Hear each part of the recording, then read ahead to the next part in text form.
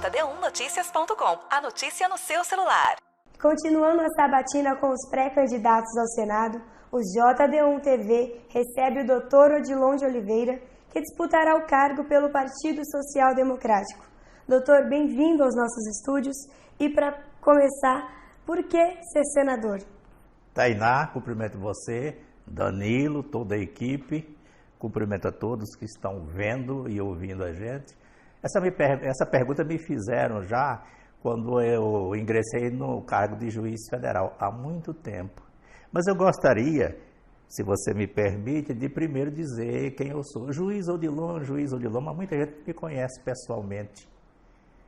Eu nasci em Exu, Pernambuco. Em 1953, nós migramos, fugindo da seca, da fome, para o então estado de Mato Grosso. 30 e tantas pessoas. Aí nos alojamos lá em Mato Grosso, onde hoje é Mato Grosso, Jaciara. Ali eu permaneci até os 16 anos trabalhando na roça. Meu pai foi lavrador a vida inteira. Meu avô foi vaqueiro. Você sabe o que é vaqueiro, né? E um belo dia apareceu lá uma alma que veio do céu e me levou para a cidade. Você quer estudar? Quero estudar.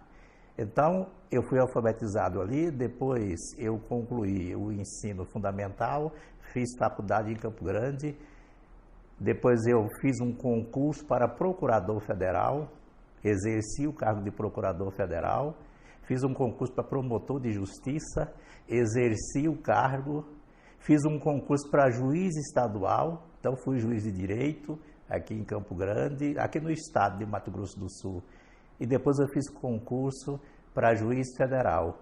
E atuei como juiz federal durante mais de 30 anos nos estados de Rondônia, Mato Grosso do Sul. Fiz parte dos tribunais regionais eleitorais de Mato Grosso, desses estados, dos 3 estados, e hoje estou aqui. E qual será a minha próxima função pública? Então, a sua pergunta, Tainá, por que você quer ser senador? Eu quis ser juiz federal para trabalhar com empenho, defendendo os interesses nacionais, defendendo os interesses das pessoas, livrando a sociedade, principalmente da criminalidade. E eu quero ser senador para trabalhar com o mesmo empenho.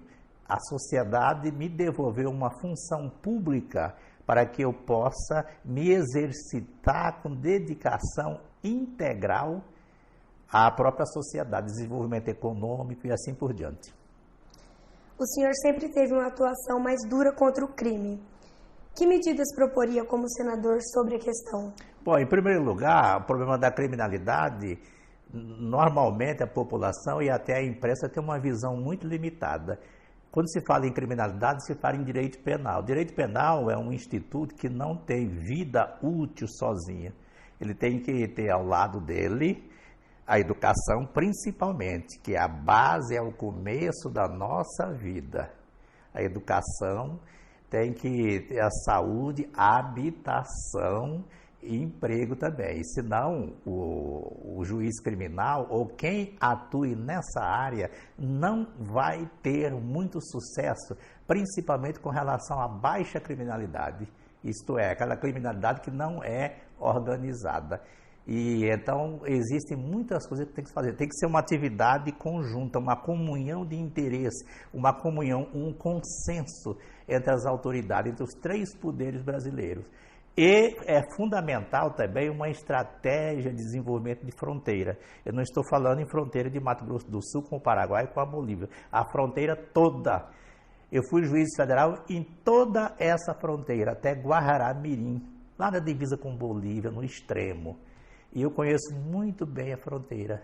Então tem que ter estratégia de fronteira. Na fronteira, por exemplo, tem que ter área de livre comércio. Você sabe o que é uma área de livre comércio? Você se estabelece, por exemplo, em Ponta Porã. Você pode importar com suspensão de imposto de importação e imposto de exportação. E IPI também.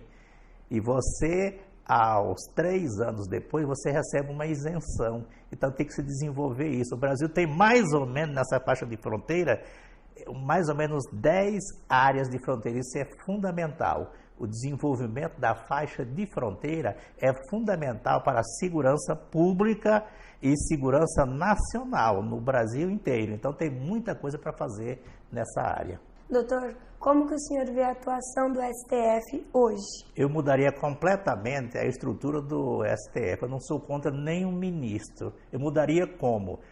Para o STF, o Supremo Tribunal Federal, teria que ir através de carreira, teria que ser concursado aqui embaixo, e subindo degrau por degrau. Aí sim o ministro do Supremo teria mais independência. Todos os ministros que estão no Supremo, com exceção a um, são ministros não de carreira. Então tem que ser pessoas de carreira. Então eu mudaria isto. Logicamente que eu faço alguma crítica já, objetiva. Determinado ministro do Supremo é vítima, num caso recente, de grande repercussão. E ao mesmo tempo ele é juiz, quer dizer, ele é juiz de si mesmo. Eu, segundo um documentário publicado recentemente em toda a América Latina, pelo HBO, eu fui réu de si mesmo, combati o crime e fiquei preso em casa. Então, é completamente diferente. Então, eu mudaria isto no Supremo. Por que a política o traiu? A política me atrai simplesmente pela vontade natural, nasceu comigo, de fazer, de edificar o bem comum. Quando eu falo em edificar o bem comum, não é só o bem da pobreza, não, é o bem de todos. Ah, você não vai atuar, então, no agronegócio, se for senador? Claro que vou atuar no agronegócio. Os empresários têm que ganhar dinheiro e muito, têm que exportar e muito. Mas tem um pequeno negócio também, a agricultura familiar, por exemplo. A política agrícola não consiste apenas em distribuir pedaços de terra e depois dar um título, linha de crédito, assistência técnica, estrutura para escoamento da produção, local para vender a sua produção. Senador tem que ser senador de todas as categorias sociais e não apenas do agronegócio. O eleitor deve apostar que o senhor vai ser o melhor senador que a Tereza Cristina ou o Thiago Botelho? Eu creio que eu não tenho nada contra essas duas pessoas, são pessoas decentes, pessoas honradas. Mas eu, se fosse eleitor, e sou eleitor, mas eu digo que se fosse eleitor, uma terceira pessoa, eu, logicamente, que viria uma qualidade essencial e primordial no juiz Odilon.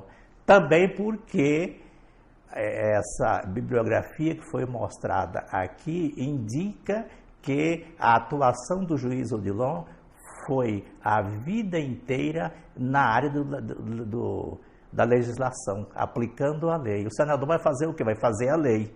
E para você fazer a lei, como senador ou como deputado, você tem que conhecer os fatos. O médico não pode medicar sem conhecer o paciente. Doutor, agora nós vamos para as nossas participações. Para iniciar, o jornalista Joel Silva, da FM Capital e TV Educativa, tem uma pergunta para o senhor. Gostaria de perguntar para o candidato ao Senado, o juiz aposentado Odilon de Oliveira, se essa candidatura dele é irreversível ou se ele admitiria disputar aí um outro cargo, por exemplo, né, o que tem se ouvido falar que ele pode ser o vice, né, o candidato a vice na chapa do pré-candidato Marquinhos Trade. Senhor Odilon, o senhor é realmente candidato ao Senado ou pode vir aí a ser vice, né, na chapa do Marcos Trade? Joel Silva, uma pergunta muito boa e o povo quer ouvir exatamente essa resposta. Eu sou pré-candidato ao Senado e irei até o fim. Porém, nós estamos na pré-campanha. Pré-campanha é uma fase em que você colhe a opinião pública, você forma um mosaico da opinião pública. Então, a opinião pública está sendo sondada. Mas a minha disposição é me tornar candidato ao Senado. E dando sequência às participações, o jornalista Danilo Costa, do portal JD1, também deixou um questionamento. Doutor Odilon, bom dia. Em 2018, o senhor disputou a eleição para o governo do Estado e foi derrotado. Muitos dos que estavam com o senhor naquela ocasião apontam a sua postura pouco política como um dos fatores que levou ao resultado negativo. Agora, passados 4 anos, o senhor está no palanque novamente, agora tentando ser senador. O senhor já deixou de ser juiz? O senhor já ganhou familiaridade, intimidade com as coisas da política? O senhor já age como político? Eu fui colocado numa forma durante a vida inteira profissional. Atuei em todos os lados, na defesa como advogado, na acusação, etc, como juiz e tal. Então, aquela forma, não é? E o principal condimento daquela forma foi a honestidade, a lealdade, a imparcialidade. A gente sai da magistratura, sai assim meio virgem com relação ao contato com o povo. E aqui fora a gente tem que manter a comunicação com o povo. Eu deixei de ser juiz, mantenho em mim aqueles requisitos que qualquer servidor público tem que ter, que é exatamente a honestidade, ser correto, ser leal com as pessoas, não prometer nada em vão e efetivamente exercer com eficiência, com capacidade aquilo que a sociedade lhe confiar. Então, eu aprendi muito em 2018. A psicologia vai ensinando. Finalizando as participações, o jornalista Fábio Marque tem uma pergunta direto de Corumbá. Olá, doutor Odilon. Meu nome é Fábio Marques, sou jornalista aqui em Corumbá e pretendo fazer uma pergunta bastante objetiva. O senhor construiu a sua carreira de juiz federal combatendo o crime organizado, o narcotráfico e a corrupção. Inclusive, a corrupção ela foi tema do seu programa de governo quando o senhor foi candidato ao governo do estado aqui em Mato Grosso do Sul. E a pergunta que eu faço é, como que o senhor, um ex-juiz federal, com todo esse background, com todo esse histórico que o senhor tem de combate à corrupção, vai fazer para se destacar, para conseguir passar seus projetos no Congresso Nacional, tendo em vista que o Congresso Nacional, hoje em dia, ele é encarado pela população como um dos ambientes mais corruptos do Brasil. Eu digo isso porque o próprio presidente Jair Bolsonaro, que levantou essa mesma bandeira que o senhor levantou em 2018 e foi eleito sob essa bandeira, hoje encontra-se emaranhado em diversos escândalos de corrupção em seu governo, mostrando para a população que nem mesmo aqueles que conseguiram o poder e estão lá, o chefe do executivo, conseguem se livrar da corrupção no seu ambiente de trabalho. Então eu me pergunto como que o senhor, um ex-juiz, tendo em vista inclusive que o seu colega, o Sérgio Moro, tem sofrido tantos ataques dos seus adversários políticos, exatamente por ser um membro do judiciário ingressando na seara política. É um ambiente, parece que água e óleo, eles não se misturam. O que o senhor faria? Como vai ser a sua conduta? Como vai ser a sua estratégia de trabalho para conseguir fazer os seus projetos irem para frente nesse ambiente tão nocivo à sua carreira judiciária? Muito obrigado.